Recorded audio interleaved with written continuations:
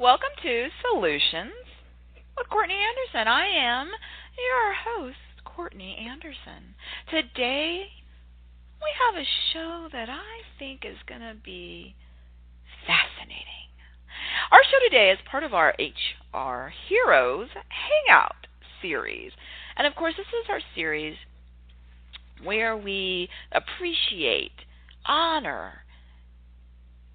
share our pride and our gratitude for those people who are out every day in the trenches around the world serving in human resources.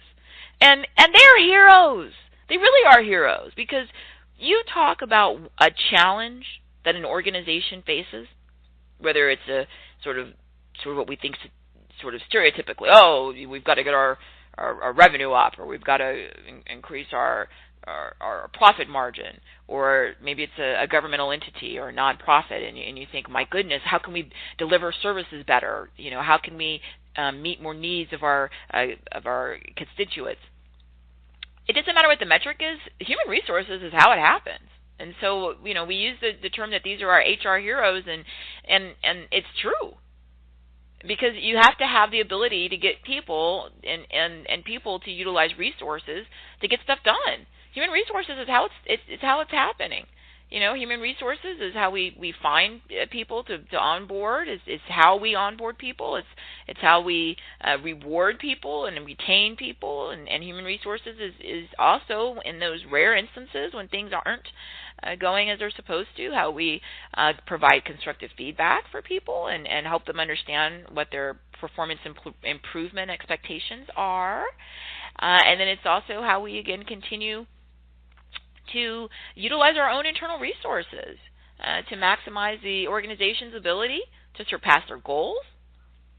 And for all we know, human resources, we're like, oh my goodness, we need a new subject matter expert in this field, and we go to human resources, and oh look, we've gone through our own internal records and data, and we have someone who might be the perfect internal subject matter expert. So it's all about maximizing the return on investment by sort of traditional metrics of measurement, but also looking at, of course, from our perspective in our organization, everything we do, practicing the joyful art of business.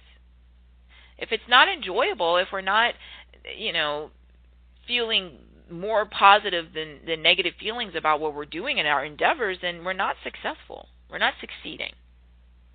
And you can measure that, because if people are miserable and unhappy, they'll as soon as they feel that they can, economically usually, they're going to use their feet, and they're going to vote with their feet, and they're going to leave. You're going to have high turnover, which of course increase all of your costs. It also creates a culture where people don't trust each other. They don't learn to have any trust in the organization, and without an HR hero, without at the top of your HR organization, without an HR hero culture, where within the entire organization and different levels of HR, from new hires and admin team members all the way up to the executives and human resources, if they're not heroes, if they themselves aren't excited, passionate, engaged, creative, looking forward to going to work each day, then the organization's in trouble. And so what we're trying to do with this series is to let them know that they're appreciated, and to come up with better tools, techniques, and practices and procedures for them to be able to personally to grow, to meet and exceed their personal goals, and also for them to know how important with the work they do is. And so I'm always incredibly enthusiastic and excited, and our show today is one that touches very close to home. So within, of course, our HR Heroes Hangout series, our specific episode title today is Creating Corporate Training That Changes Behavior. Creating corporate training that changes behavior. And this is, of course, something I'm super enthusiastic about. Is one of my favorite things to do professionally has been to engage in what I like to call corporate education, but some places call corporate training. And the whole idea there is that Uh, we are lifelong learners, whether we want to be or not. I I think back to some of my grandparents who all lived into their 70s or 80s, and I think about one of my grandmothers and how she just was so stressed out toward the end of her life about all the changes. She just couldn't understand a debit card. You know, she couldn't understand the sort of the beginnings of what she was seeing about the internet. You know, she just kept saying, well, why aren't they, you know, taking my, you know, asking for my check, and what's this machine they want me to use to swipe at the grocery store? And she just, you know, these changes. And my argument is that she had to learn that. You know, so whether we're in a formal program as a lifelong learner or we're just sort of alive, we're conscious and we're sentient beings, and we're learning stuff, whether we want to or not, because change is just part of life. And so as lifelong learners, then I'm a huge personal proponent in the positive benefits of education. You kind of get everything from the increased benefits to your brain, to your neural connections.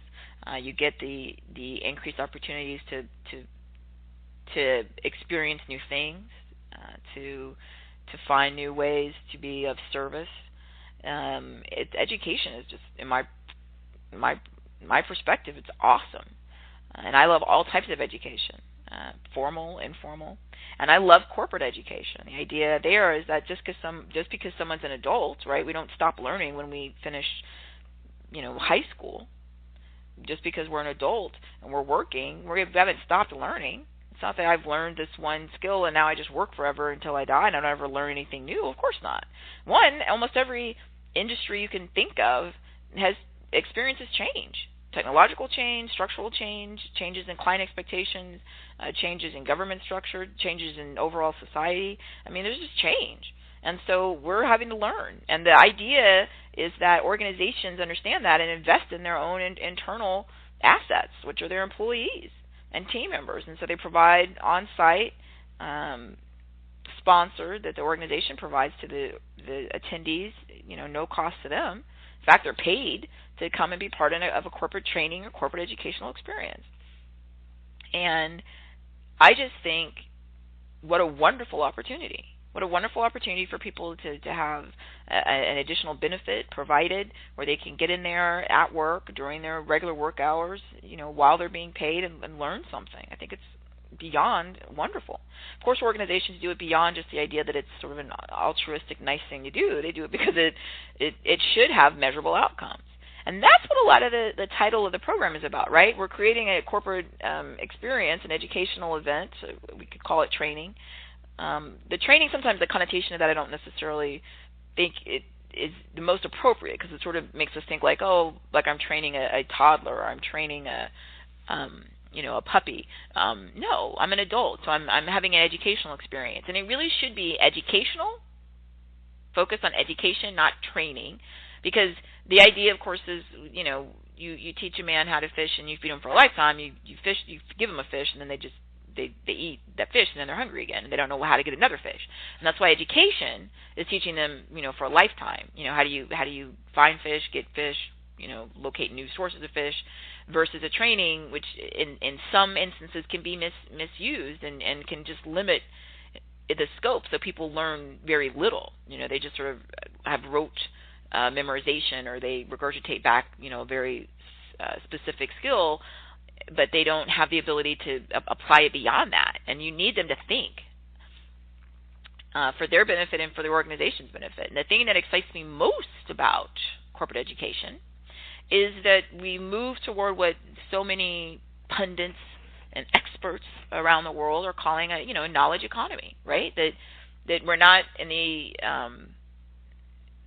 the manufacturing focused age. We're not an agrarian focused global economy at this point. That we're a knowledge economy. And so what are we looking for? What are we gaining a lot of our innovation and new economic opportunity? It is all in the areas of knowledge. So we need knowledge workers, and we need people who can think.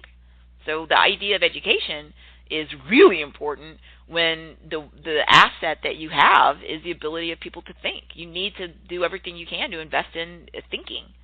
And that might sound sometimes when I talk to people, and when people say, what do you mean invest in thinking? Like, everybody thinks. Well, that's true that everyone has thoughts. Now, that is true, and I did a great program, I thought. Not that the content of the program was great, but I thought the facts were great about some of the research showing that the average person thinks about 70,000 thoughts a day. That's incredible. I didn't, know how many. That's a lot of thoughts. But are they thoughts you can base a knowledge economy on, or a new product, or an innovation, or a better way to provide services as a public agency? Or are they thinking things like, my stomach hurts, my head hurts, I have to go to the bathroom? Those are thoughts. How can I apply those and use those to create a new, technology, or to build the most, the highest skyscraper in the world that's ever been built, that's, the most aerodynamically designed? I mean, what do you do with the thoughts? What kind of thoughts are they? And that's why you do have to teach people critical thinking skills. And you do have to teach people what it means to be creative. It's not something that everybody just automatically does. And unfortunately, a lot of people were brought up in a formal education structure where they were discouraged from being critical thinkers, because people were taught, you need to learn the answer, and you need to tell me what the answer is. Just regurgitate to me what I told you the answer was already, and then you'll get a good outcome. I'll give you a good consequence. But if you try to elaborate on that, or you deviate from what I told you the answer is, then you're going to be punished. And so when you raise someone in that environment, and then you put them in a job environment, especially several decades ago, where people were just told, do what we tell you. Come here at this time and sit in this place and do this work the way we told you to do it, and then take your break when we tell you, and take your lunch when we tell you, and then leave when we tell you. And there's no creativity in that, and there's no ability for the person to be innovative. Then they're sort of having these skills atrophy. So what do you do in a modern knowledge economy with incredible global pressure everywhere? I don't think the pressure is a negative. In the last couple of days, I read a fantastic piece on manufacturing out of Mexico, specifically auto manufacturing. I saw another great report on architecture in China. There's so much opportunity, and because of the technology, and not just internet technology, but transportation. I mean, look at the ability that we have now to literally go anywhere in the world faster and safer than any time before. It just opens up all these wonderful opportunities for people. So I think the pressure that organizations feel when they recognize that, wow, there are people in other parts of the world that I've never even been to or even heard of, that are doing the same thing or doing it better, and I need to be aware of what the possibilities are. I think those are good things. The challenge is, though, how do you, as an HR hero, take sort of this abstract idea that I want knowledge economy employees and create corporate education experiences that have a return on investment that your executives and managers and employees can support. And so the easiest, I think, most evident thing that people want to see from corporate education programs is that it's stuck, meaning that the people did what you told them to do in a really basic level. So let's say that we're having a corporate education program about a new timesheet process, right? So that's not anything, particularly sizzling for most people. They think, okay, the timesheet, who really cares? But the timesheet, if you present the information in the context that your team members care about, the timesheet is the thing that they should be delightedly excited to fill out, because that's how they get their money. And if they care about their money, then they're going to care about the timesheet. And you can find a way to present information in an exciting manner on pretty much anything. Because if it's about work, it does relate to these deeper core issues of why people work at all. Why are they here? I'm not, some of them may be here just because they love the timesheet. That may be the person who works in that area, in that department, who helped redesign the timesheet. They think it's the most awesome thing ever. Maybe they have they just love that type of process, and they have a whole background and expertise in it, and they wrote a master's thesis on timesheet modifications and practices. So those people are already on board. But everybody else at some level has a deeper core basic reason that they come to the job.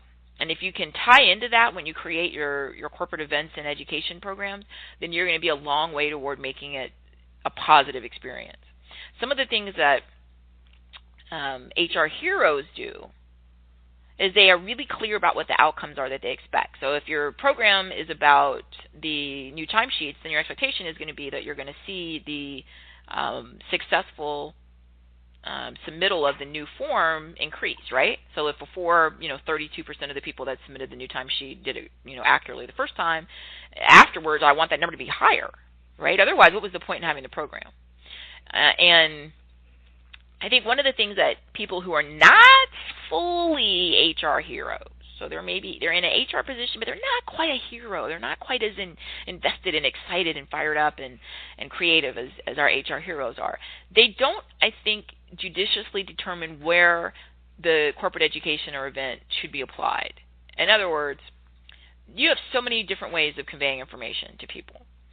And you have to make decisions that are going to pull them away from their regular duties and potentially, in their mind,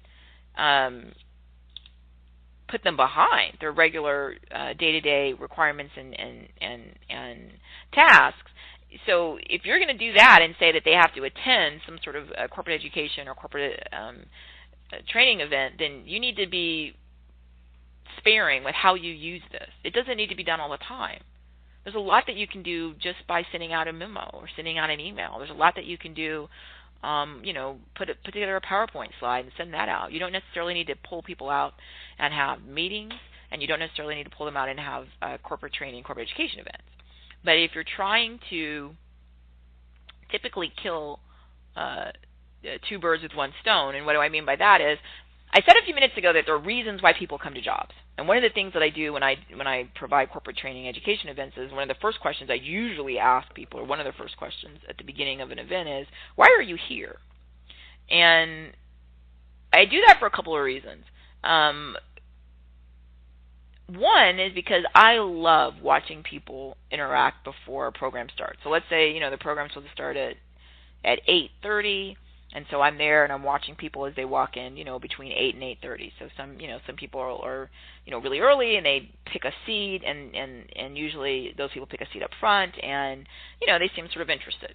And then as you get closer and closer to the time where the program's going to start, you get larger rushes of people that maybe now they were able to get off of their other work task and come join this different program, which is in a different location from their regular workstation. And typically people then try to move toward the back of the room, right, as far away from wherever they perceive that the educator, facilitator, presenter will be. And the most important sort of reconnaissance information I get is just sort of milling around and listening to people talk. So I do hear at some organizations, or I have heard in the past, less than enthusiastic team members about coming to the corporate education or training event. So I'll hear comments like, I wish I had a pillow. Oh, I wish I had a pillow and a sleeping bag. Or I'll hear things like, I can't believe this. I mean, oh, really? An hour? A whole hour on this? I'll hear things like, I can't believe they didn't give us any other snacks. I mean, this is all they're providing. I mean, these are the same snacks I saw, last time we had one of these, and they're not any better, and I'm already hungry. If people out loud verbalize sort of a negative approach before the event's even, started, it tells me a lot about the culture. And it tells me that it's going to be an interesting group because they're not too fired up about the event at all. But usually it also means they're not that fired up about that organization. Because it's sort of like, there's the halo effect. So when you go to an organization where people are really just fired up about being there at all, well, let's say I'm at an organization and it's an organization that people they wanted to work there so badly. It was like a dream to work there. They've been so excited. Getting hired there was like the best thing that ever happened to them. They're just so proud of that. Then, yeah, they may not be super, thrilled about the timesheet situation and having to learn about that, but they just are happy to be there, period. And so, thus, they're going to have a totally different attitude. It's sort of like if you, saved up to go to some big, theme park or something. And especially for little kids, you'll see this. But you'll see with adults. So somebody's never been somewhere their whole life. They waited to go to this place, and they've thought about it and dreamed about it, and now they're finally there. And so just because the anticipation and the excitement is so much that, it meets their expectations, then, yeah, maybe there's a little, bit of dirt in a corner. They don't notice it because they're so excited and happy just to be there. It's like so great to them. That's sort of the issue. It's kind of like sometimes you'll see when you interact with people who are immigrants to the United States or any other country, but I'm just using the U.S. because it's my base. And so a lot of people will talk to people who are immigrants, and they're so just like overwhelmingly positive about the U.S., right? Like, oh, I'm so happy, and this is a great country and all this. And they're not just saying that because they think it's what people want to hear. They really mean it. Like, they're super excited. And then other people who might see things totally differently will say, well, how can you be so positive? This is a horrible country. Look at all these horrible things that are happening. But it's because their comparisons are totally different. If somebody, left a war-torn situation and came to a place where there's, at the current, time, no war, and it's just a peaceful, quiet situation, they can, walk around and have a nice day, and their family and their, children can play safely, then yeah, to them it's like, this is great. They're not saying that they don't see the things that might need to be improved, but just relative to, what it could be or what it has been, they're appreciative, and they usually see things, more, the glass is, half empty. I'm sorry, the glass is half full. So it's sort of like that with organizations, and it comes from the top down. I can find out, 80% of what I need to know about an organization just by listening to people talk to their coworkers. Because it tells me if it's sort of an overall positive culture. It tells me if it's a culture where everybody is just miserable and unhappy and there's nothing but a litany of complaints.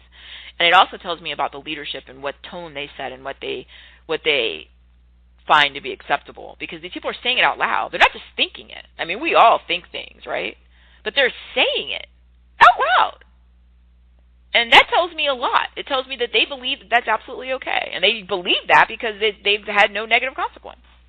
And worse than that, I have leaders and managers of organizations who will come into these training rooms, and they themselves will say things like, yeah, team, B-Ship, I just want to mention, I'm glad it looks like you guys are all here, good. Let's just get through this, I mean, whatever. We are here, and I've accounted for everybody, so let's just, pay attention. Well, gee, that's your manager? It's pretty evident that they've taught everybody that they don't have any enthusiasm or engagement. And the argument might be, well, you know what? In real life, people aren't that fired up. And if it wasn't work, they wouldn't call it work. They're not going to come in there happy because they're not at a theme park and they're not immigrating to some super awesome new place. That's their regular old job. Same stuff, different day. My argument is, though, when you're an HR hero, it's about creating that perception, and perception creates a reality where this is awesome. I don't care what it is. I don't care if it's an airline. I don't care if it's a shoe manufacturer. I don't care if it's a government agency. I don't care what it is. You can make it seem awesome.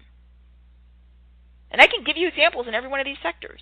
On the same token, I can give you another competitor organization in that same sector that you go to, and it's the most horrible thing ever. And they'll just tell you the litany of all the horrible things that are wrong with that field or that industry or government work or education or whatever it is. So it really is it's a decision. And so if you're going to go ahead and create a corporate training that changes behavior, then first of all, you need a baseline. What's the current behavior?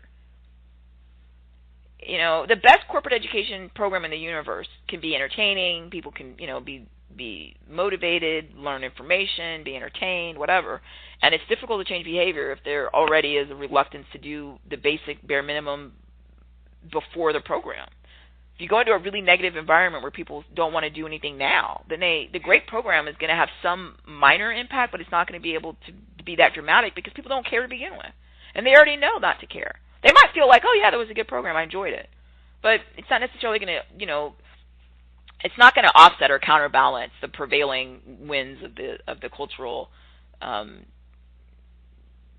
environment, which are that this is a horrible place and we don't really care anyway. Those are all choices. HR heroes have gone out of their way to create that environment where this is awesome. And we're proud to be fill in the blank place. And we're going to do it better, and we're going to be more joyful, and we're going to find a way to make this excellent. And I've seen this happen. I've literally been on the ground at these places where you think, what? How are they that happy at this place? It's not that the substance is that different or special. It's that they've made a decision. We're going to treat our employees better. We're going to have an open communication, transparency. We're going to have leadership that's engaged and a learning. That the leaders show that they're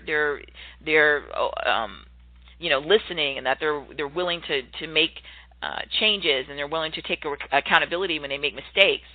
We have an environment where people want to be here, and there's trust on both sides. There's trust from the employee to the organization, from the organization to the employee. That's what all that empowerment knowledge worker is about. I'm not going to be a knowledge worker if I know anything I suggest is going to be ridiculed.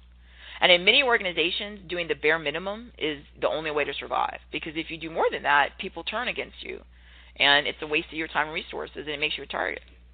So how do you create a corporate training environment that changes behavior? First of all, what is your current behavior? Do people want to be here? Are people grudgingly here? The corporate training event, use it sparingly. Like I said, ideally, there's a place for bringing in an outside expert. The outside expert's a couple of things. One, they're a subject matter expert. And two, they also usually are some sort of a entertaining presence. Because, it's a very unique and rare skill to be able to come and, provide like a live experience that's entertaining, it's engaging, it's informative, and people had, enjoyed it at some level. You can change their behavior if you can have somebody who can do all of that while they're conveying to them what the consequences of not changing their behavior. And that is a difficult thing to do. Bringing in an outside expert is usually helpful because they're not tainted by whatever that culture is. And they don't know the history of what happened in the past and whatever bad thing. They're just going to come, they're going to customize the delivery to the outcomes you want. And then they're going to do everything in their power to wake everybody up, to get them engaged, and to be honest with them. It's not at all useful to go into an organization and ignore elephants in the room. And you also have to be, again, they're adults. So if the reality is that people don't, conform to the new timesheet, that at some point then their paychecks aren't going to be processed, you got to explain that in a way that people get it. And it's not personal because the outside, expert doesn't know anybody there, but they understand. You'll start to change their behavior if, one, they understand what it is you want from them, and two, you convey the information in a way that is understandable. And that they can remember. One of the greatest things that I've ever had, I think, in terms of feedback from being a corporate educator and trainer is when I'll go to an organization that's a client. So I've been there before, but it had been a year or 2 or 3 or even more. And people will come up to me before I even start a program and start telling me stories or jokes or things that I said last time. And it literally will have been like a year or more since I've been there. That's a really good sign. Also, if you want to change behavior, what should happen with a really effective corporate educator is that you should have a spike of activity after the education and event. So people should start going to HR, they should be going to managers, asking questions, they should be bringing up what they believe are issues that needed people's attention. This is all very good because you want people to speak up and solve problems in-house. If you do that, you'll mitigate immensely your threat of any external legal action or governmental oversight or any type of problem. You want to keep things in-house. That shows you that people trust you, right? I said that earlier. It's one of the things.